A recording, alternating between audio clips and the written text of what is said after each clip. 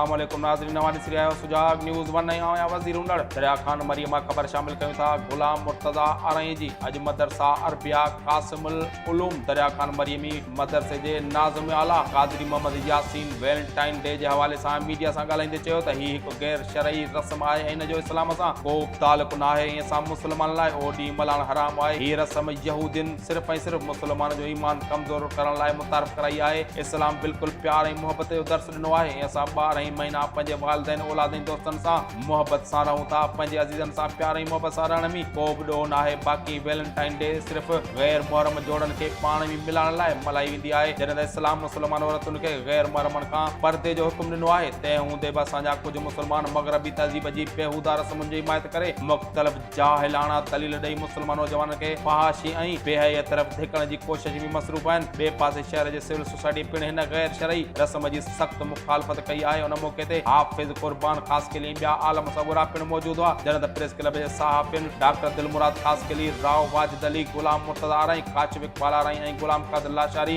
मदरसे जे तालिबनि जे दीनी तइलीम जो जाइज़ो पिणु वरितो। सुजाग न्यूज़ वन में फ़िलहाल एतिरो ई। वधीक ख़बरनी अपडेट्स लाइ ॾिसंदा रहो सुजाग न्यूज़ वन। जी नाज़रीन, मां आहियां गुलाम मुर्तज़ा अरई, रिपोर्टर सुजाग न्यूज़ वन दरिया खान मरी।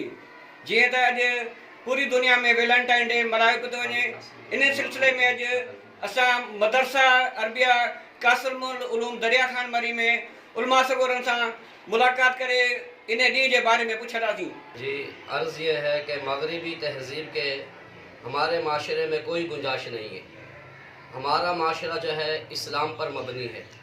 हमें वो काम करने चाहिए जो अल्लाह का हुक्म हो, नबी करीम सल्लल्लाहु अलैहि वसल्लम की सुन्नत हो और सहाबा इकराम की ज़िंदगी से मिले, वो करना चाहिए।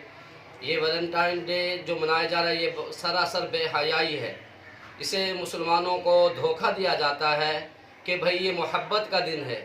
मोहब्बत तो मुसलमान की सारा साल अपने माँ बाप से, बहन भाइयों से, बीवी बच्चों से, अपने दोस्तों से, अपने अहल से, रिश्तेदारों से और अपने मुसलमान भाइयों से मोहब्बत से कोई इनकार नहीं है। तो जी वैलेंटाइन जो ही तमाम ख़राब आहे। जो असांजे मज़हब में जो को भी ना है ज़िक्र ही मल्हाइण तमाम गलत तरीक़े कार आहे। असांजा उलमा कराम जेके कोई बि चवनि था हिनखे बिल्कुलु तव्हां न मल्हायो।